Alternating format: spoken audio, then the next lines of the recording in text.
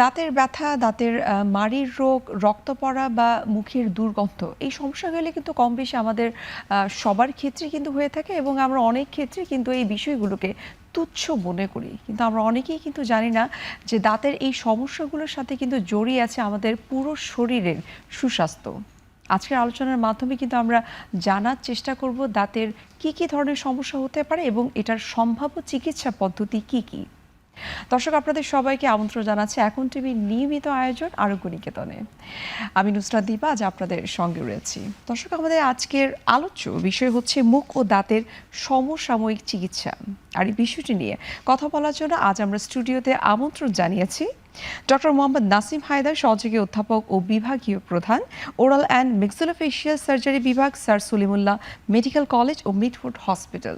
আমাদের সঙ্গে আরও একজন অতিথি রয়েছেন, তিনি হলেন ডক্টর তানজিলা আক্তার, সহকারী অধ্যাপক, অর্থোডন্টিক্স বিভাগ, dental unit, sir Salimullah medical college. আপনাদের দুজনকেই স্বাগত আমাদের আজকের অনুষ্ঠানে। Thank you. আমি ডক্টর তানজিলা আপনাকে দিয়ে আমাদের আলোচনাটা শুরু করি। প্রথমে আপনার কাছে একটু জানতে চাইবো যে বাংলাদেশের প্রেক্ষাপটে আমরা দাঁতের ব্যাপারে একটু কম সচেতন। আপনার কাছে আসলে কি মনে হয় যে অধিকাংশ ক্ষেত্রে কোন কোন সমস্যাগুলো বাংলাদেশের মানুষ সব থেকে বেশি ফেস করে থাকে? বাংলাদেশের পেশেন্টরা দাঁতের ব্যাপারে আগে যেরকম অসচেতন ছিল এখন অনেকটাই সচেতন হয়েছে। আর অধিকাংশ পেশেন্টরাই মনে করে যে আসলে এই সমস্যাটা ঠিক হয়ে যাবে বা এটার পরবর্তী কনসিকুয়েন্স কি হতে পারে সে ব্যাপারে তারা ঠিক অবহিত থাকে না। এ কারণেই অসচেতনতা একটু বেশি হয় এবং প্রবলেমটা একটু বেশি হয়। আচ্ছা, যেমন অধিকাংশ ক্ষেত্রে আমরা দেখি যে গাম থেকে হয়তো রক্তপাত হচ্ছে বা মুখে দুর্গন্ধ হচ্ছে, এই বিষয়গুলো যখন প্রাথমিক অবস্থায় শুরু হয় অনেকে কিন্তু ঘরোয়াভাবে ট্রিটমেন্ট করতে চায়, যেমন কুলকুচি করে থাকে লবণ পানি দিয়ে, অথবা ভিটামিন সি জাতীয় হয়তো কোনো ট্যাবলেট নিল। এই বিষয়ে আপনার মতামত কি? এগুলো আসলে কতটুকু কার্যকর ভূমিকা পালন করে? আসলে এই মাড়ির সমস্যাটা এবং মুখে দুর্গন্ধ এই ব্যাপারটা হয়ই আসলে ওরাল হাইজিন মেনটেনেন্স না হলে। তো যেহেতু সে জানেই না কিভাবে ওরাল হাইজিন মেনটেন করতে হয়, কিভাবে প্রপার ওয়েতে দাঁত ব্রাশ করতে হয় কিংবা ডেন্টাল ফ্লস ইউজ করতে হয়, এটা সে জানে না। এবং সমস্যাটা যখন প্রথম শুরু হয় সে ভাবে যে এটা ঘরোয়াভাবে ঠিক হয়ে যাবে। অনেকে লবণ মিক্সড করে দাঁতে লাগায় কিংবা ব্রাশ না করে সে বিভিন্ন ধরনের মাজন ইউজ করে, কিন্তু আসলে এটাতে ঠিক হয় না, বরং আরও ক্ষতির দিকেই এগোতে থাকে এটা। আমরা এই সমস্যাগুলো নিয়ে আপনার কাছ থেকে আরও বিস্তারিত জানবো। আমি ডক্টর নাসিম আপনার কাছে এখন একটু জানতে চাই যে মুখ এবং মুখ গহ্বরের তো অনেক ধরনের সমস্যা হয়ে থাকে, সাধারণত কোন সমস্যাগুলো কমনলি বাংলাদেশের মানুষদের সব থেকে বেশি দেখা যায়? আসলে আমাদের মুখ ও মুখ গহ্বরে যে ধরনের রোগগুলো হয় সেগুলো আমরা বিভিন্ন শ্রেণীতে দেখতে পারি। প্রথমত আমরা মাড়ি এবং দাঁত এ সম্পর্কিত আমরা কিছু রোগ পেয়ে থাকি। তারপর আমরা পেয়ে থাকি মুখ গহ্বরের যে আবরণ এবং মুখ গহ্বরের যে গ্রন্থিগুলো আছে, গ্ল্যান্ডগুলো আছে, সেই গ্ল্যান্ডগুলোতে আমরা কিছু রোগ পেয়ে থাকি। পরবর্তীতে আমরা দাঁত তার মুখ থেকে কোনো কারণে যদি লস হয়ে যায়, লস হয়ে গেলে যেখানে দাঁত থাকে না তখন আমরা কিছু সমস্যা পেয়ে থাকি। এবং এছাড়া পরবর্তীতে আমরা দাঁতের যে বিভিন্ন ধরনের ক্যারিজ বা ক্যাভিটি বা বিভিন্ন ধরনের ইনফ্লামেশন হয় সেক্ষেত্রে আমরা কিছু রোগ পেয়ে থাকি। সুতরাং আমাদের মুখ ও মুখ গহ্বরের যে অংশগুলো আছে প্রত্যেকটা অংশ নিয়ে বিভিন্ন রোগের উপস্থাপনা হয়ে থাকে। আচ্ছা, আপনি তো একজন ম্যাক্সিলোফেশিয়াল সার্জন, আপনাকে নিশ্চয়ই অনেক রিকনস্ট্রাকটিভ সার্জারি নিশ্চয়ই করতে হয়। কি কি ধরনের সার্জারি আসলে বাংলাদেশে সব থেকে বেশি হয়? সাধারণত মুখ ও মুখ গহ্বরের ওরাল ক্যান্সার এবং ক্যান্সার পরবর্তী চিকিৎসা হলো রিকনস্ট্রাকশন। তা আমাদের দেশে সাধারণত ওরাল ক্যান্সারটা সমসাময়িক সময়ে বেড়ে যাচ্ছে এবং এই ক্যান্সার যখন আমাদের কাছে চিকিৎসা নিতে আসেন রোগী, তখন এমন একটা পর্যায়ে আসেন যখন তার ক্যান্সার সহ যে অংশটা ক্যান্সার আক্রান্ত এবং তার আশেপাশে যে অংশগুলো আক্রান্ত হয়ে থাকে তো সম্পূর্ণ অংশটাকে আমাদের ফেলে দিতে হয়। যখন ফেলে দিতে হয় তখন একটা অংশ প্রতিস্থাপন করতে হয় এবং যে প্রতিস্থাপন করতে হয় তখন আমাদের রিকনস্ট্রাকশনের প্রয়োজন হয়। এই রিকনস্ট্রাকশন সাধারণত আমরা দুটো পদ্ধতিতে করে থাকি। একটা হলো রোগীর যে অংশটা আমরা ফেলে দিই, ক্যান্সার আক্রান্ত অংশটা রোগীর শরীরের একটা অংশ থেকে এনে আমরা প্রতিস্থাপন করি, এটা একটা রিকনস্ট্রাকশন। অথবা আমরা বাইরে থেকে কৃত্রিম উপায়ে যে কোনো একটা অংশ প্রতিস্থাপন করতে পারি, সেটা একটা রিকনস্ট্রাকশন। আচ্ছা, এবং অনেক ক্ষেত্রে তো আমরা দেখেছি যে অ্যাক্সিডেন্টাল অথবা হাড় কোনো কারণে হয়তো বা ভেঙে গেল, সেই ধরনের কাজগুলো নিশ্চয়ই করে থাকেন, সেগুলোও জানবো আপনার কাছ থেকে। আমি ডক্টর তানজিল আপনার কাছে এখন চলে আসি। শিশুদের যখন দাঁত উঠে, যেটাকে আমরা দুধ দাঁত বলে থাকি, অনেক অভিভাবক কিন্তু এই ব্যাপারে খুব একটা সচেতন থাকে না। তারা মনে করে যে দুধ দাঁত যেটি রয়েছে সেটি আসলে এত রেগুলার বেসিসে ব্রাশ করা বা যত্ন নেওয়ার খুব একটা প্রয়োজন নেই। আপনার কাছে একটু দুধ দাঁতের যত্নটা কতটা দরকার বা জরুরি সেই বিষয়টি একটু জানবো। রোগীদের যে দুধ দাঁত নিয়ে আসে, ওরা আমাদের শিশুরা বেশিরভাগই কি মিষ্টি জাতীয় খাবারটা বেশি খায় এবং স্টিকি ফুড বেশি খায়, যেটা তাদের দাঁতে লেগে যায় এবং তারা এটা সঠিকভাবে পরিষ্কার করতে পারে না, ঠিকভাবে ব্রাশ করতে পারে না, যে কারণে তাদের দাঁতে ক্যাভিটি হয়ে যায়। এই ক্যাভিটিটা দাঁতের যে কোনো জায়গায় হতে পারে, তবে যদি ক্যাভিটিটা দুই দাঁতের মাঝখানে হয়, তখন যে ক্যাভিটির কারণে যে স্পেসটা থাকে, ওই স্পেসটা পাশের দাঁত মুভ করে স্পেসটা লস হয়ে যায়। আচ্ছা। পরবর্তীতে দেখা যায় যে ওইখানে যে স্থায়ী দাঁত ওঠার কথা, সেই স্থায়ী দাঁতটা পর্যাপ্ত জায়গার অভাবে এলোমেলোভাবে উঠে যায়। আলটিমেটলি আমরা কি দেখি? স্থায়ী দাঁতে আঁকাবাঁকা দাঁতের সমস্যা। আরেকটা ব্যাপার হচ্ছে, এই যে কোনো ক্যাভিটি যদি আমি সময় মতো এটাকে রেস্টোর না করি, তাহলে এই ক্যাভিটিটা আস্তে আস্তে বড় হতে থাকে।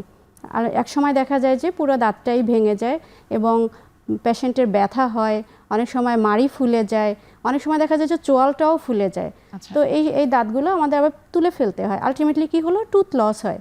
এই টুথ লসটা যদি নির্ধারিত মানে নির্দিষ্ট সময়ের আগে, যেই সময় আসলে দুধ দাঁতটা পড়ার কথা, তার যদি অনেক আগেই লস হয়ে যায়, তখন আবার সেই স্থায়ী দাঁত ওঠার জন্য জায়গা পায় না, তখন আবার স্থায়ী দাঁতগুলো এলোমেলোভাবে উঠে এবং আমরা পরবর্তীতে স্থায়ী দাঁতে আঁকাবাঁকা দেখতে পাই। এই জায়গাটা মনে হয় অনেকের মিসকনসেপশন কাজ করে থাকে যে দুধ দাঁত যদি কোনো কারণে ক্ষতিগ্রস্ত হয়ও, সেক্ষেত্রে সেই দাঁতটা তো পড়ে যাবে, নতুন করে আরেকটা দাঁত উঠবে।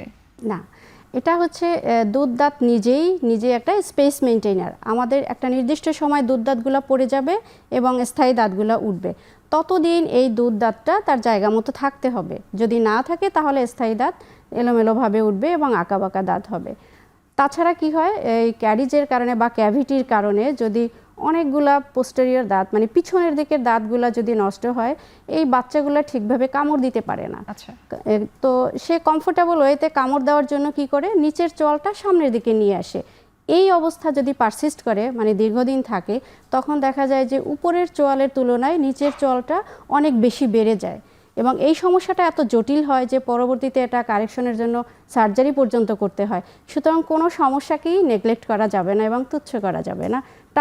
টাইমলি এই ক্যাভিটিগুলোকে রেস্টোর করতে হবে এবং দাঁতগুলো সংরক্ষণ করতে হবে। আপনি যেহেতু বলছেন যে সময় মতো চিকিৎসা করা বা সময় মতো যত্ন নেওয়া, সেক্ষেত্রে কিন্তু আরেকটি বিষয় চলে আসে যে জন্মের কিন্তু 7 থেকে 8 মাস বয়স যখন হয় শিশুদের, তখনও কিন্তু বাচ্চাদের আমরা যতটুকু জানি যে মাড়ির যত্ন করতে হয় বা ছোট যে দাঁতগুলো উঠে সেগুলোর যত্ন কিন্তু করতে হয়, হয় ব্রাশ দিয়ে অথবা নরম কাপড় দিয়ে। সেই যত্নটা কিভাবে করতে হয় এবং কেন জরুরি সেটা জানবো আপনার কাছ থেকে। তার আগে আমি ডক্টর নাসিম আপনার কাছেও আরেকটা বিষয় জানতে চাই। এই যে বাংলাদেশের মানুষের কিন্তু একটু টোব্যাকো, ধূমপান করা বা পান সুপারি খাওয়ার একটা অভ্যেস কিন্তু তাদের মধ্যে রয়েছে।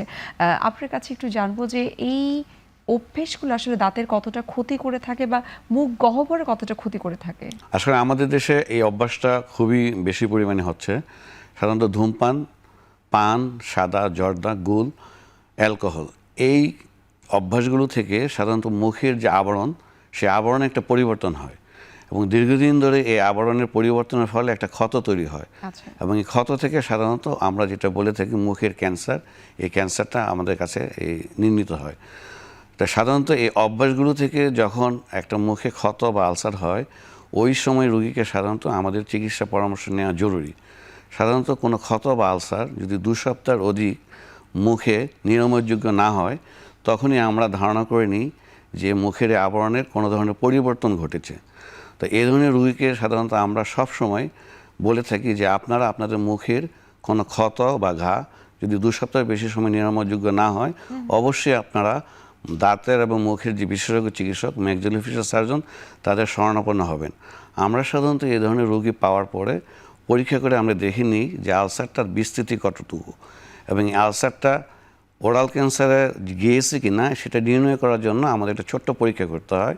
আমরা একটা বায়োপসির মাধ্যমে ওই টিস্যুটাকে নিয়ে আমরা একটা পরীক্ষা করে থাকি এবং বায়োপসি পরীক্ষার মাধ্যমে তার টিস্যুর কোনো পরিবর্তন হয়েছে কিনা সেই পরিবর্তনের মাধ্যমে আমরা সাধারণত ওরাল ক্যান্সারটা নির্ণয় করে থাকি। সুতরাং ক্যান্সার থেকে করণীয় মানে প্রিভেন্টিভ যদি বলি আমরা, তাহলে আমাদের ধূমপান, পান, সাদা পাতা, জর্দা, গুল, অ্যালকোহল এবং কিছু ভাইরাস সংক্রমণ এগুলো থেকে আমাদেরকে সবসময় পরিহার করে চলতে হবে। বাংলাদেশে ওরাল ক্যান্সার রোগীদের সংখ্যাটা আসলে কেমন? হ্যাঁ, বর্তমান যে আমাদের যে ডাটা রয়েছে সেই ডাটাতে আমরা দেখতে পাচ্ছি যে আমাদের ওরাল ক্যান্সার রোগী প্রতিদিন বাড়ছে, প্রতিনিয়ত বাড়ছে। সাধারণত মুখে কোনো ঘা বা ক্ষত নিয়ে যখন রোগী থাকেন, ওনারা মনে করেন যে এই ঘা বা ক্ষত হয়তো সেরে যাবে, এবং দীর্ঘদিন পরে যখন এটা না সারে এবং ওনারা বিভিন্ন চিকিৎসকের কাছে গিয়ে থাকেন আলসারের চিকিৎসা করার জন্য, তখন নিরাময়যোগ্য না হওয়ার পরবর্তীতে ওনারা সাধারণত আমাদের শরণাপন্ন হন। আর ওই সময়ের ভিতরে শুধু ক্যান্সারের পরিবর্তন হয়ে থাকে। সাধারণত মুখের ক্যান্সার প্রাথমিক পর্যায়ে আমরা যেটা বলি, আমরা ক্যান্সারের বিভিন্ন পর্যায়ে রয়েছে, প্রাথমিক পর্যায়ে যদি নির্ণীত হয় তাহলে চিকিৎসা নিরাময়যোগ্য হয়ে যায়। কিন্তু আমাদের দেশে অধিকাংশ রোগী আমরা যারা হাসপাতালের বহির্বিভাগে পেয়ে থাকি বা আমরা যারা আমাদের প্রাইভেট চেম্বারে পেয়ে থাকি, অধিকাংশ রোগীকে আমরা মধ্যম পর্যায়ে বা শেষ পর্যায়ে পেয়ে থাকি। তখন যখন আমাদের কাছে থার্ড বা ফোর্থ স্টেজ, সেকেন্ড বা থার্ড স্টেজে পেয়ে থাকি। ফোর্থ স্টেজে সাধারণত রোগীদেরকে আর চিকিৎসা দেওয়া সম্ভবই হয় না। তো ওই সময় চিকিৎসাটা একটু সময় সাপেক্ষ, ব্যয় সাপেক্ষ এবং একটু কঠিন হয়ে পড়ে। তো এই জন্য সাধারণত আমরা রোগীদেরকে সবসময় বলি যে আপনার প্রাইমারি পর্যায়ে নির্ণয় হওয়ার জন্য চলে আসুন। আর ডাটাতে আমরা প্রতিনিয়ত আমরা দেখতেছি সারা বাংলাদেশে আমাদের যতগুলো medical college oral cancer data যেটা আসছে প্রতিনিয়ত আমাদের বাড়তেছে। প্রতিনিয়ত আমরা গত 2020 থেকে 2025 যে ডাটা, তাতে আমরা দেখতেছি 5 to 7% ইনক্রিজিং হচ্ছে আমাদের ওরাল ক্যান্সার। আচ্ছা, যদি আমরা জানি যে সরকারিভাবে কিন্তু এই তথ্যগুলা সঠিকভাবে কিন্তু নথিভুক্ত করা হয় না। এখন হচ্ছে, কারণ আমাদের বিশেষায়িত যে হাসপাতাল আছে, national institute of cancer and research NICHR, ওখানে হচ্ছে ক্যান্সারের একদম বিশেষায়িত হসপিটাল। এছাড়া ঢাকা ডেন্টাল কলেজ সবচেয়ে বড় প্রতিষ্ঠান মুখের ক্যান্সার চিকিৎসা দেওয়ার জন্য। এছাড়া আমাদের 8টা মেডিকেল কলেজ, সরকারি মেডিকেল কলেজের সাথে 8টা ডেন্টাল ইউনিট রয়েছে। ওখানে আমাদের ওরাল অ্যান্ড ম্যাক্সিলোফেশিয়াল সার্জারির বিভাগ প্রতিষ্ঠিত হয়েছে। ওখানে প্রতিনিয়ত সেবা দেওয়া হচ্ছে ওরাল ক্যান্সারের। এছাড়া আমাদের বেসরকারি ডেন্টাল কলেজগুলো সবগুলোতেই ওরাল এবং ম্যাক্সিলোফেশিয়াল সার্জারি ডিপার্টমেন্ট রয়েছে, এবং ওরাল এবং ম্যাক্সিলোফেশিয়াল সার্জারি ডিপার্টমেন্টে চিকিৎসা দেওয়ার জন্য আমাদের দেশে ম্যাক্সিলোফেশিয়াল সার্জনের সংখ্যা আলহামদুলিল্লাহ বেড়ে চলেছে। আমরা near about 400+ oral and maxillofacial surgeon বাংলাদেশে আছি, এবং যে যে কর্নার থেকে পেশেন্ট পাচ্ছে এই রোগী দেখছেন, সেবা দিচ্ছেন। আচ্ছা, এটা শুনে নিঃসন্দেহে ভালো লাগছে যে আপনি যেমনটি বলছিলেন যে যথেষ্ট পরিমাণে ম্যাক্সিলোফেশিয়াল সার্জন রয়েছে, কিন্তু সেই অনুযায়ী লজিস্টিক্স কতটুকু রয়েছে বা এটার মধ্যে কোনো সীমাবদ্ধতা রয়েছে কিনা সেটাই আপনার কাছ থেকে আরেকটু বিস্তারিত জানবো। আমি চলে যাচ্ছি ডক্টর তানজিলা আপনার কাছে। যেমনটি আপনি বলছিলেন যে দুধ দাঁতের যতটা অনেকটা দরকার, কিন্তু একটা শিশু যখন জন্মগ্রহণ করে 6 মাসের পর থেকে কিন্তু দেখা যায় যে তার উইনিং ফুড শুরু হয়। তো খাবার খাওয়ার কারণে নিশ্চয়ই তার মাড়ির মধ্যে কিছু না কিছু খাবার জন্মায় বা কিছু জার্মস ব্যাকটেরিয়ার কথা যদি আমরা বলি, সেক্ষেত্রে আসলে কিভাবে সেই মাড়ির যত্নটা সেই মা নিবে? যখন দাঁত না উঠেই না জন্মের পরপরই তো সে তখন এক্সক্লুসিভ ফিডিং, ব্রেস্ট ফিডিংয়ে থাকে বা বোটল ফিডিং যেটাই হোক, তখন মুখে দাঁত না থাকলেও যে মাড়িটা দুধ খাওয়ার পরেও মাড়িটা পরিষ্কার নরম কাপড় দিয়ে মুছে দিতে হয়। আর যখন 1-2টা দাঁত ওঠা শুরু হয় তখন আসলে ব্রাশ ওভাবে করা যায় না, কারণ মাড়িটা ইনজুরি হয়। যে কারণে তখনও পরিষ্কার নরম ভেজা কাপড় দিয়ে দাঁতগুলো মুছে দিতে হয় যখন শুধু সামনের দাঁতগুলো থাকে। এরপরে আস্তে আস্তে ব্রাশ শুরু করতে হবে। বাচ্চা করতে পারবে না, প্যারেন্টসরা করে দিবে। আর অবশ্যই রাতে ব্রাশ করতে হবে, অ্যাটলিস্ট 2 বার দাঁত ব্রাশ করতে হবে। এনিহাও দাঁতগুলো ক্লিন রাখতে হবে। আচ্ছা, আমরা তো অনেক শিশুদের ক্ষেত্রে কিন্তু দেখেছি যে একটু আঁকা বাঁকা দাঁত হয়, তাদের ক্ষেত্রে স্পেসিফিক কী ধরনের আসলে ট্রিটমেন্ট রয়েছে সেই উত্তরটা আপনার কাছ থেকে জানার চেষ্টা করব। একটা বিরতির সময় হয়ে গেছে, আমরা বিরতি নিচ্ছি।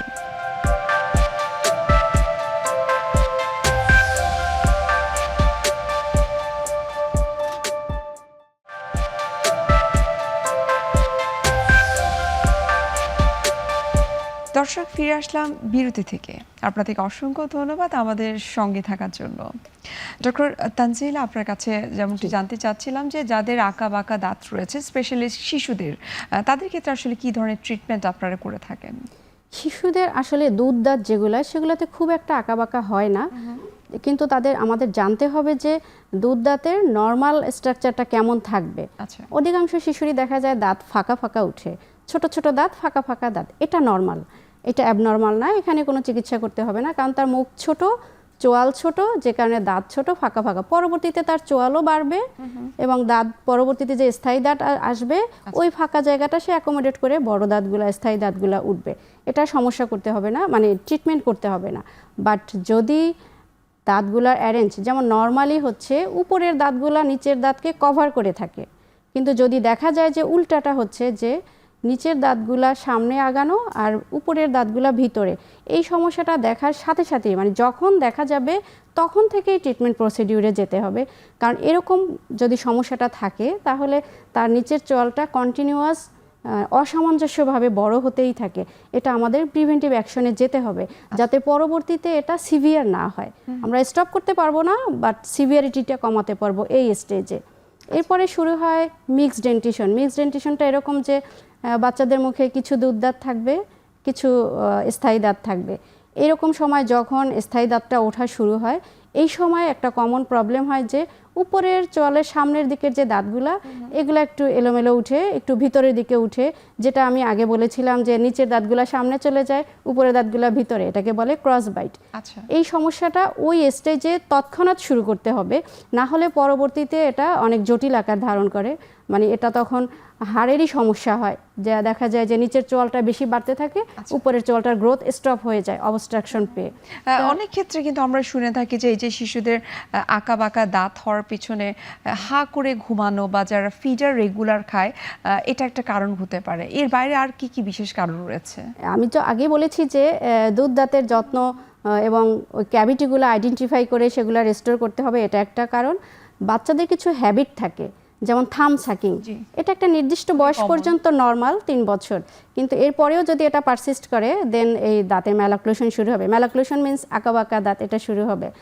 আর যেটা বলেছেন যে হা করে ঘুমায়, হ্যাঁ, কিছু বাচ্চাদের হচ্ছে অ্যাডিনয়েড থাকে, যে কারণে ওরা কমফোর্টেবলি শ্বাস নিতে পারে না, শ্বাস নেওয়ার জন্য ওরা হা করে ঘুমায়। যদি এই কজটা আমরা আইডেন্টিফাই করতে পারি, তো অ্যাডিনয়েডের চিকিৎসাটা আগেই করতে হবে এবং এই অভ্যাসটা তার আস্তে আস্তে চলে যাবে। কিন্তু অনেক বাচ্চাদের দেখা যায় যে এই সমস্যাগুলো না থাকা সত্ত্বেও হা করে থাকে, সেক্ষেত্রে আমরা হ্যাবিট ব্রেকিং অ্যাপ্লায়েন্স দিব। এবং থাম সাকিংয়ের কথা যেটা বলেছি, যে থাম সাকিংটা যদি পারসিস্ট করে, যদি কাউন্সিলিংও না হয়, আমরা সচেতন থাকার পরেও ওইটা প্রিভেন্ট না করতে পারি, সেক্ষেত্রে হ্যাবিট ব্রেকিং অ্যাপ্লায়েন্স তৈরি করে দিতে হবে এই হ্যাবিটটা রিমুভ করার জন্য। আচ্ছা, এক্ষেত্রে নিশ্চয়ই আধুনিক অনেক ধরনের ট্রিটমেন্টও রয়েছে আঁকাবাঁকা দাঁত ঠিক করার জন্য, সেটি জানবো। ডক্টর নাসিম, আপনার কাছে যেটি আমি জানতে চাচ্ছিলাম যে খুব চমৎকার করে বলছিলেন যে বাংলাদেশে কিন্তু অনেক ম্যাক্সিলোফেশিয়াল সার্জন রয়েছে, কিন্তু আমার প্রশ্ন রয়েছে যে সেই অনুযায়ী সার্জনরা সার্জারি করতে যে লজিস্টিক্সের দরকার রয়েছে সাফিসিয়েন্ট, সেটি কি আসলে যথাযথ উপায়ে রয়েছে, বা আমরা যদি বলি যে সাফিসিয়েন্ট কিনা? জি, ম্যাক্সিলোফেশিয়াল সার্জনদের মূল কাজ হলো যেখানে ডিপার্টমেন্ট অফ ম্যাক্সিলোফেশিয়াল সার্জারি স্থাপিত হয়েছে সেখানে সেবা দেয়া। তো এক্ষেত্রে আমাদের বাংলাদেশের সবচেয়ে বড় প্রতিষ্ঠান Dhaka dental college. Dhaka dental কলেজের ম্যাক্সিলোফেশিয়াল সার্জারি সব বাংলাদেশে প্রথম শুরু হয় 1988 সাল থেকে। আমাদের স্বনামধন্য অধ্যাপক প্রফেসর মতিউর রহমান মোল্লা স্যার হাত দিয়ে এই বিষয়টা বাংলাদেশে শুরু হয়। তো শুরু থেকে আজ অবধি ঢাকা ডেন্টাল কলেজ বাংলাদেশের সবচেয়ে বেশি এই রোগের সেবা দিয়ে আসছে। তো আমাদের ঢাকা ডেন্টাল কলেজের 200 শয্যা বিশিষ্ট হসপিটাল। তো এখন আপনি জেনে অবাক হবেন যে ওরাল ক্যান্সারের যে রোগীর সংখ্যা, আমাদের 200 শয্যা ঢাকা ডেন্টাল কলেজ হসপিটালে 200 রোগী ভর্তি হওয়ার পরেও আমাদের ওখানে ভর্তির প্রক্রিয়াতে অপেক্ষাধীন প্রায় আরও 200 রোগী থাকেন সব সময়। কারণ ম্যাক্সিলোফেশিয়াল আর অন্যান্য ইনস্টিটিউট যেগুলো রয়েছে, এছাড়া আমাদের জাতীয় ক্যান্সার ইনস্টিটিউট, বিভিন্ন মেডিকেল কলেজের ইউনিটসমূহ এবং বেসরকারি মেডিকেল কলেজের ডেন্টাল ইউনিটের ম্যাক্সিলোফেশিয়াল সার্জারি বিভাগসমূহ, বাট রোগীদের সবসময় ফোকাস থাকে ন্যাশনাল ইনস্টিটিউটগুলোতে। তো সাধারণত এই রোগীগুলোকে একটা ওরাল ক্যান্সার রোগী হসপিটালে ভর্তি হওয়ার পর তাকে ক্যান্সার নির্ণয় থেকে শুরু করে সার্জারি এবং সার্জারি পরবর্তী যে তার প্রক্রিয়াটা আছে সম্পূর্ণ করতে সাধারণত 1.5 থেকে 2 মাস সময় লেগে যায়। তাহলে আমাদের এই প্রক্রিয়াতে এই রোগীদের সেবা দিতে যে সময় লেগে যাচ্ছে, এটার জন্য যে পূর্ণাঙ্গ সেটআপের জন্য কিন্তু এখন আমাদের দেশে national institute of oral and maxillofacial surgery হওয়া জরুরি। কারণ প্রত্যেকটা বিশেষায়িত বিষয়ের ন্যাশনাল ইনস্টিটিউট হয়ে গিয়েছে। সাধারণত এই ধরনের যদি একটা ইনস্টিটিউট হয়, তাহলে সাধারণত আমরা 500 শয্যা একটা হসপিটাল যদি আমরা এরকম পেয়ে থাকি, তাহলে আমাদের রোগীগুলো ভর্তি হওয়ার জন্য প্রথমেই সুযোগ পেয়ে যাবে এবং চিকিৎসা সেবা নিতে পারবে।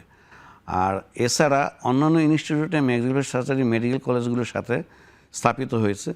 মেডিকেল কলেজের নিজস্ব সুবিধার পরে তারপরে ম্যাক্সিলোফেশিয়াল সার্জারি বিভাগ স্থাপিত হয়ে সুবিধা নিচ্ছে।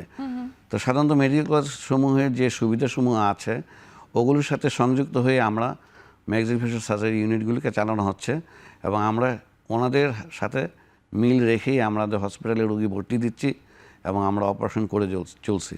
এক্ষেত্রে কিছু সীমাবদ্ধতা আছে। সাধারণত মেডিকেল কলেজের সার্জারি বিভাগ সমূহ যে সীমাবদ্ধতার কথা আপনি প্রথমে বলছিলেন যে কিছু রোগীকে এখনো পর্যন্ত ওয়েটিংয়ে থাকতে হয়, এক্ষেত্রে আসলে স্বাস্থ্য অধিদপ্তরের ঊর্ধ্বতন কর্মকর্তা যারা রয়েছে তাদের সঙ্গে কি আপনাদের কোনো ধরনের আপনাদের যে এই যে রোগীদের যে ভোগান্তির কথা যদি আমরা বলি, এই বিষয়গুলি কি আসলে তারা অবগত কিনা? জি অবশ্যই, হ্যাঁ। আমাদের যে প্রতিনিয়ত রোগীর সংখ্যা বেড়ে চলছে এবং আমরা রোগীর সেবা দিতে পারছি না, সেই বিষয়ে শয্যা সংখ্যা বাড়ানোর জন্য প্রত্যেক ইনস্টিটিউট এবং হসপিটালে আমাদের একটা আবেদন রয়েছে স্বাস্থ্য অধিদপ্তর এবং স্বাস্থ্য মন্ত্রণালয়।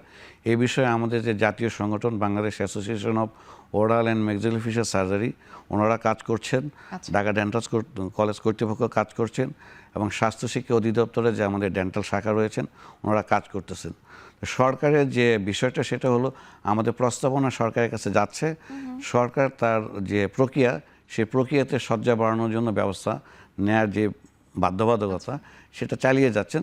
তবে আশা করি আমরা অদূর ভবিষ্যতে আমাদের সমস্ত ইনস্টিটিউটগুলোতে এই শয্যা বেড়ে যাবে, কারণ প্রচুর রোগী আমরা সেবা থেকে বঞ্চিত করছি শয্যা না থাকার ফলে।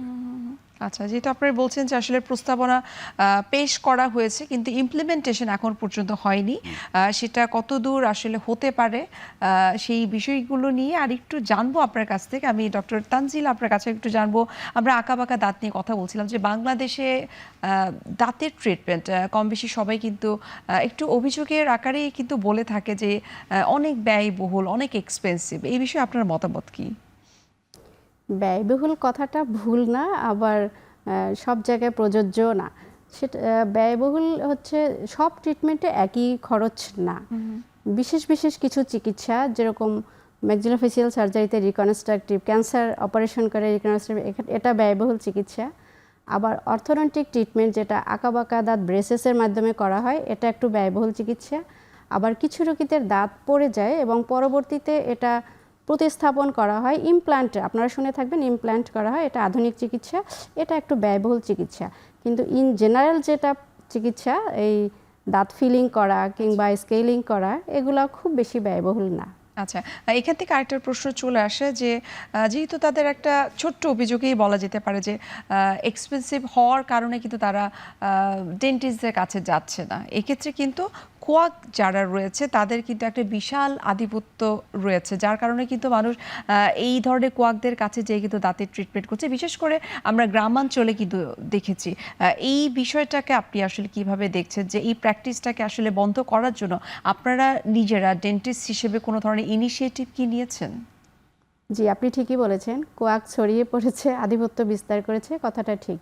আর ব্যয়ের কথা চিন্তা করে জনগণ যাচ্ছে এবং হ্যাঁ, গ্রাম অঞ্চল পেরিফেরির দিকেই এটা বেশি হচ্ছে, কম চিকিৎসার খরচ কম এটা ভেবেই। আবার অনেকে জানেই না যে কোয়াকের অ্যাবিলিটি কতটুকু, সে কতটুকু ট্রিটমেন্ট দিতে পারবে, তার স্কিলনেস কেমন, এটাও অনেকে জানে না। তো আমরা এই ব্যাপারে আমাদের যারা ঊর্ধ্বতন কর্তৃপক্ষ রয়েছে তাদেরকে আমরা কন্টিনিউয়াসলি তাদেরকে জানাচ্ছি এবং তারা বিভিন্ন পদক্ষেপ নিচ্ছে। এবং সরকারের উচিত এ ব্যাপারে আরও কঠিন আইন প্রয়োগ করা, যথাযথ এটাকে তদারকি করা এবং জনগণকেও সচেতন করা উচিত, সচেতনামূলক কিছু প্রোগ্রাম অ্যারেঞ্জ করা, যে জনগণ জানতে পারে যে আসলে ওখানে যাওয়া ঠিক কি ঠিক না। অর্থাৎ আপনার কথা হচ্ছে যে সচেতন থাকতে হবে, এবং সচেতন না থাকলে আমরা অধিকাংশ ক্ষেত্রে কিন্তু দেখেছি যে দাঁতের সামান্যতম সমস্যা থেকে সেটি কিন্তু জটিল আকার ধারণ করে। আমরা দাঁতের সমস্যাগুলো নিয়ে আরও বিস্তারিত আপনাদের দুজনের কাছ থেকে জানার চেষ্টা করব। আরও একটা বিরতির সময় হয়ে গেছে, আমরা বিরতি নিচ্ছি।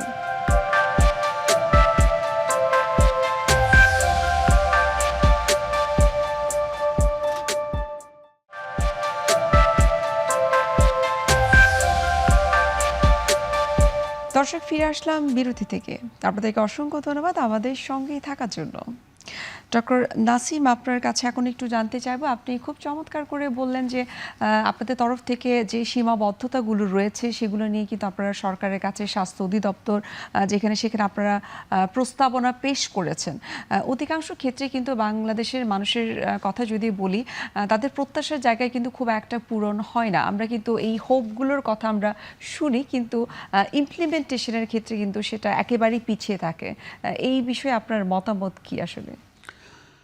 আসলে আমাদের স্বাস্থ্য বিভাগে আমাদের হাসপাতালের যে ফেসিলিটি, এটা বৃদ্ধি করা, শয্যা সংখ্যা বৃদ্ধি করা বা একটা বিশেষায়িত বিভাগকে মানে এগিয়ে নিয়ে যাওয়া, টোটালটা কিন্তু আমাদের উপর ডিপেন্ড করে না। আমরা একটা পার্ট। আমরা রোগীদের সেবা দিব, রোগ নির্ণয় করব, আমরা রোগীর সেবা দিয়ে রোগীকে বাড়িতে পাঠিয়ে দেব।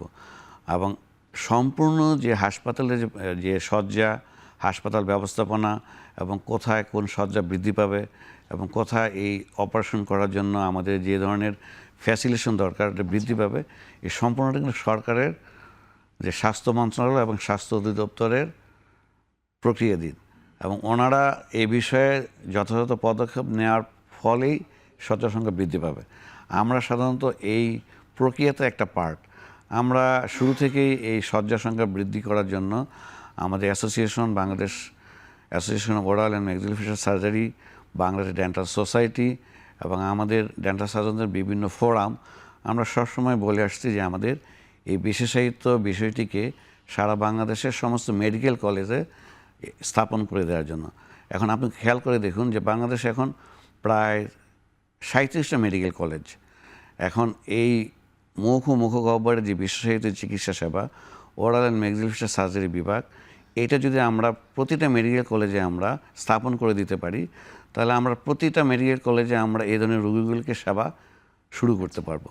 তো এখন পর্যন্ত যেভাবে প্রক্রিয়াধীন রয়েছে, আমরা আশা করতে পারি ভবিষ্যতে হয়তো এই 37টা মেডিকেল কলেজেই আমাদের মুখগহ্বরের যে ওরাল ক্যান্সার, টিউমার এবং হাড় ভাঙা যে চোয়ালের যে প্রতিস্থাপন, এই বিশেষায়িত চিকিৎসা সেবা দেওয়ার জন্য ওরাল এবং ম্যাক্সিলোফেশিয়াল সার্জারি বিভাগ স্থাপিত হবে, এবং স্থাপিত হলে সারা বাংলাদেশে রোগীরা এই বিষয়ে যথাযথ সেবা পাবে। জি, সেই প্রত্যাশা আমাদের সকলেরই যে নীতিমালাগুলো রয়েছে সেই নীতিমালা অনুযায়ী কিন্তু আমাদের যে বাস্তবতা যদি আমরা বলি যে সেই বাস্তবতাগুলো আমাদের পূরণ হবে। ডক্টর তানজিল, আপনার কাছে একটু জানবো, আমরা জানি যে দাঁতের সমস্যা মানেই হচ্ছে যে শরীরের বিভিন্ন রোগের সাথে সেটার একটা সম্পর্ক থাকা। একটু জানবো যে কোনো ব্যক্তি যদি দাঁতের সমস্যা থাকে সেখান থেকে আসলে অন্যান্য কোনো রোগ তৈরি হতে পারে কিনা?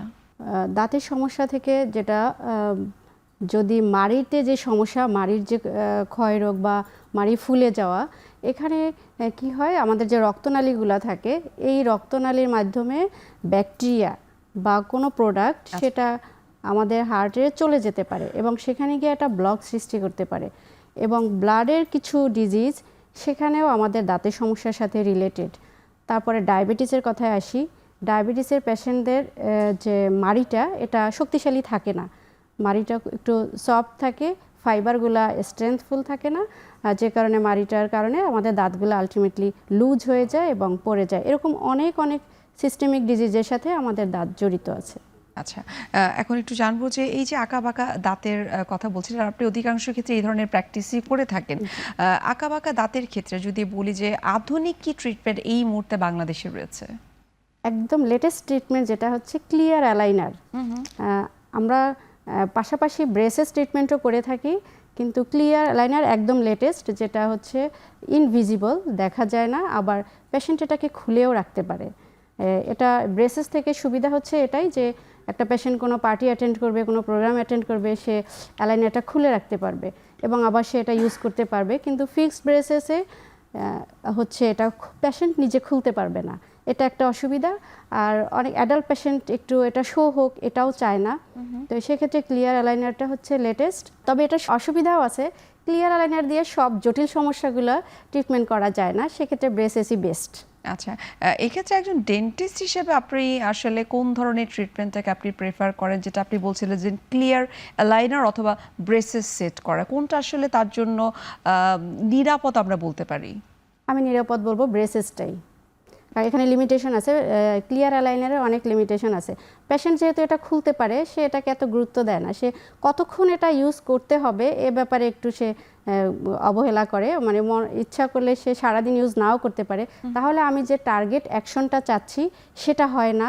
আবার এটা অনেকগুলা সেট, এই ক্লিয়ার অ্যালাইনারের অনেকগুলা সেট পেশেন্টকে আমরা দিয়ে দিই, যে কারণে একটা যদি ফেইল হয় তাহলে পুরো সেটটাই বাতিল করতে হবে। এ কারণে দেখা যায় যে ট্রিটমেন্ট টাইম অনেক লেন্দি হয়, পরবর্তীতে আবার ব্রেসেসেই ব্যাক করতে হয়। তাহলে যদি আমি পরে ব্যাক করি তার চেয়ে আমি শুরু থেকে ব্রেসেস দিয়ে করি, এজন্য আমি প্রেফার করি ব্রেসেস ট্রিটমেন্ট, যেটা ফিক্সড অর্থোডন্টিক অ্যাপ্লায়েন্স। এবং এই ধরনের প্রোটোকলটা কি আসলে শিশুদের ক্ষেত্রে এবং বড়দের ক্ষেত্রে কি একই রকম? না, একই রকম না।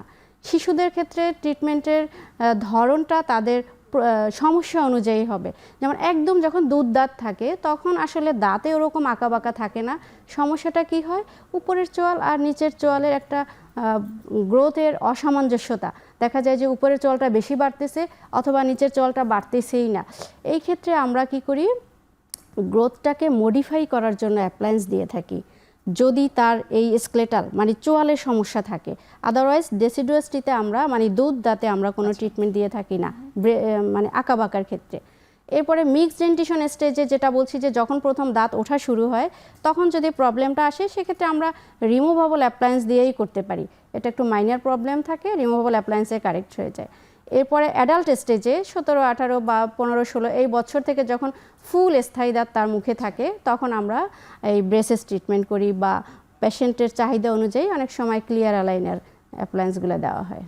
জি, ডক্টর তাজলিল, আপনাকে অসংখ্য ধন্যবাদ। আমরা আরও বিস্তারিত আপনাদের দুজনের কাছ থেকে জানার চেষ্টা করব, যে বিশেষ করে ডক্টর নাসিম আপনার কাছ থেকে যে ওরাল ক্যান্সারের ক্ষেত্রে আমরা কিভাবে আসলে এটাকে প্রতিরোধ করতে পারি সেই উত্তরটা জানার চেষ্টা করব। তবে আরও একটা বিরতির সময় হয়ে গেছে, আমরা বিরতি নিচ্ছি।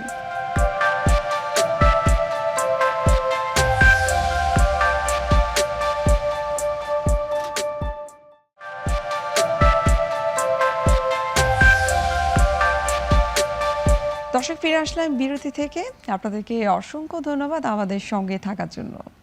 ডক্টর নাসিম, আপনার কাছে এখন একটু জানতে চাইবো যে এই যে বাংলাদেশে ওরাল ক্যান্সার রোগীদের সংখ্যাটা বৃদ্ধি পাচ্ছে, একটু জানবো যে কিভাবে এটিকে আসলে প্রতিরোধ করা যেতে পারে। ধন্যবাদ। আসলে ওরাল ক্যান্সারের রোগী বৃদ্ধি পাচ্ছে যে কারণগুলো, আমাদের সেই কারণগুলোকে প্রতিরোধ করতে হবে, এবং এই প্রতিরোধ করার জন্য আমাদের সাধারণ জনগণের ভিতরে কিছু মেসেজ পৌঁছে দিতে হবে। তাহলে আমরা দেখতে পাচ্ছি যে আমাদের মুখ গহ্বরে যে ওরাল ক্যান্সার বৃদ্ধি পাচ্ছে তার মূল কারণ হলো অনিয়ন্ত্রিত ধূমপান। আর আমাদের দেশে যে অভ্যাস, পান, সাদা, জর্দা, গুল এবং অ্যালকোহল, এবং সাথে যদি আমরা যোগ করি কিছু মানে মুখ গহ্বরের অযত্ন, মানে যেটা দীর্ঘদিন ধরে মুখ গহ্বরের যত্ন নেওয়া হয় না, অথবা মুখ গহ্বরের ভিতরে যদি কোনো ধরনের শার্প মানে ভাঙা দাঁত থেকে থাকে, সেটার কন্টিনিউ ক্ষত তৈরি হলে এগুলো থেকে সাধারণত আমরা ওরাল ক্যান্সার পেয়ে থাকি। তাহলে এখন এই কারণগুলো আমাদের দূর করার জন্য প্রথমে আমাদের যে মাস অ্যাওয়ারনেস, যেটা জনগণকে ধূমপান, যে আমরা অনিয়ন্ত্রিত ধূমপান, তামাক, সাদা পাতা, জর্দা, গুল এগুলো পরিহার করার জন্য বলতেই হবে। কারণ আমাদের দেশে আমরা যে ওরাল ক্যান্সার পেয়ে থাকি, বিশেষ করে মহিলা ক্যান্সার পেয়ে থাকি আমরা, এদের ম্যাক্সিমাম অংশই অলমোস্ট আমরা 90% ক্ষেত্রে আমরা পেয়ে থাকি তারা পান, সাদা, জর্দা, গুলের একটা অভ্যাসগত কারণে। আর পুরুষদের ক্ষেত্রে এই অভ্যাসের সাথে ধূমপান, অ্যালকোহল এবং মুখ গহ্বরের যে দীর্ঘদিন ধরে যত্ন না নেওয়া। এই জন্য আমাদের সাধারণ জনগণের উপরে একটা আবেদন করতে হবে এবং অ্যাওয়ারনেস চালাতে হবে যেন আপনারা এগুলো পরিহার করেন। 1, 2 হলো, যখন মুখের ভিতরে কোনো কারণবশত আঘাতজনিত কারণে বা শার্পটিতে কারণে একটা ক্ষত তৈরি হয়, সেই ক্ষতটা সাদা ক্ষত বা লাল ধরনের ক্ষত, আমরা রেড লেশন বা হোয়াইট লেশন বলে থাকি, অথবা মিক্সড সাদা লাল ক্ষত, এ ধরনের কোনো ক্ষত মুখ গহ্বরে দেখা যায় এবং সে ক্ষতটা দীর্ঘদিন ধরে মুখে থেকে থাকে, চিকিৎসা না নেওয়ার ফলে এই ক্ষতটা বৃদ্ধি পায়, তখন আমরা এই রোগীদেরকে এই ক্ষতর চিকিৎসা নেওয়ার জন্য আমরা সবসময় বলে থাকি যে আপনার মুখে কোনো ধরনের ক্ষত বা ঘা বা আলসার যেটাই বলি, যদি দীর্ঘদিন ধরে আপনার মুখে থেকে থাকে, আপনি এটাকে অবশ্যই পরিহার করতে হবে। 2 সপ্তাহ সাধারণত যে ধরনের ক্ষত বা আলসার 2 সপ্তাহে নিরাময়যোগ্য। এই 2 সপ্তাহের ভিতরে যদি আপনার আলসারটা না নিরাময় হয়, অবশ্যই আপনাকে চিকিৎসকের শরণাপন্ন হতে হবে। কারণ এই ক্ষতটা কী কারণে হচ্ছে সেটা নির্ণয় না করা হলে আপনার এই ক্ষত থেকে পরবর্তীতে ওরাল ক্যান্সার হতে পারে। আচ্ছা, অর্থাৎ মুখ ও গহ্বরের ভেতরে যে কোনো ধরনের ক্ষত বা যদি ঘা থাকে সেখান থেকে কিন্তু আপনি যেমনটি বলছেন যে ক্যান্সারের পর্যায়ে চলে যেতে পারে, অর্থাৎ কোনোভাবেই সেটিকে অবহেলা করা যাবে না। রাইট। ডক্টর তানজিলা, আপনার কাছে একটু এখন জানবো, আমরা যতটুকু জানি যে 2021 সালে আপনি অর্থোডন্টিক্সের উপরে গোল্ড মেডেল পেয়েছেন। তো এই যে অ্যাচিভমেন্ট, সেটা নিশ্চয়ই আপনার নিজের জন্য এবং সেই সাথে দেশের জন্য নিঃসন্দেহে। জি, আমার এই অ্যাচিভমেন্টটা এটা অ্যাকচুয়ালি 2021 সালে আমি মাস্টার্স MS রেসিডেন্সি প্রোগ্রামের যে মাস্টার্স পরীক্ষা বাংলাদেশ মেডিকেল বিশ্ববিদ্যালয়ের হয়েছে, সেটাতে আমি একাডেমিক এক্সেলেন্সির জন্য এই অ্যাওয়ার্ডটা পেয়েছিলাম। এটাতে আমার যোগ্যতা তো ছিলই, এবং পেশেন্টের জন্য আমি যে যোগ্যতাটা অর্জন করতে পেরেছি সেটা আসলে আবার রোগীদের উপরেই আমি এটা অ্যাপ্লাই করতে চাই। আমার যে কাজের স্কিলনেস এটা আমি রোগীদের উপরে অ্যাপ্লাই করতে চাই, যাতে রোগীদেরকে আর একটু ভালো ট্রিটমেন্টটা দিতে পারি। অর্থাৎ মানুষের সেবায় আমি এটা ইউজ করতে চাই। এত বড় অ্যাচিভমেন্ট আপনি অর্জন করতে পেরেছেন। একটু জানবো যে আপনার কাছে আসলে কি মনে হয় যে বাংলাদেশের মানুষ ডেন্টাল চেকআপের ক্ষেত্রে কতটা সচেতন, বা অনেকেই মনে করে থাকে যে যারা রেগুলার বেসিসে দাঁতের ট্রিটমেন্ট করাচ্ছে বা ফলো আপে যাচ্ছে, স্ক্রিনিংয়ে যাচ্ছে, সেটাকে তারা মনে করে এক ধরনের এটা একটা লাক্সারি কেয়ার। জি, এটা পেশেন্টের ভিতরে সচেতনতা নিয়ে আসতে হবে, এবং যদি তারা না থাকে সচেতন, আমাদেরকে একটু অ্যাওয়ারনেস প্রোগ্রামগুলো বাড়াতে হবে, যেটা হচ্ছে রেগুলার নিয়মিত ডেন্টাল চেকআপে তার যাওয়া উচিত, অ্যাটলিস্ট বছরে 2 বার ডেন্টাল চেকআপে যেতে হবে। তাহলে কোনো সমস্যা শুরুতেই যদি আমরা আইডেন্টিফাই করতে পারি, তাহলে আমরা অল্প খরচেই এটা আবার সমাধানও করতে পারবো। আর পেশেন্টকে এটাও সচেতন করতে হবে যে এটা আর্লি স্টেজে না করলে পরবর্তীতে কি কি জটিলতা হতে পারে, এ ব্যাপারেও তাদেরকে একটু সচেতন করতে হবে। আর বিভিন্ন সচেতনামূলক প্রোগ্রামও অ্যারেঞ্জ করতে হবে যাতে পেশেন্ট সচেতন হয়, জনগণ সচেতন হয়। আচ্ছা, এক্ষেত্রে তো আমরা বলতে পারি, যেমনটা আপনি বলছেন যে বছরে 2 বার চেক আপ করা।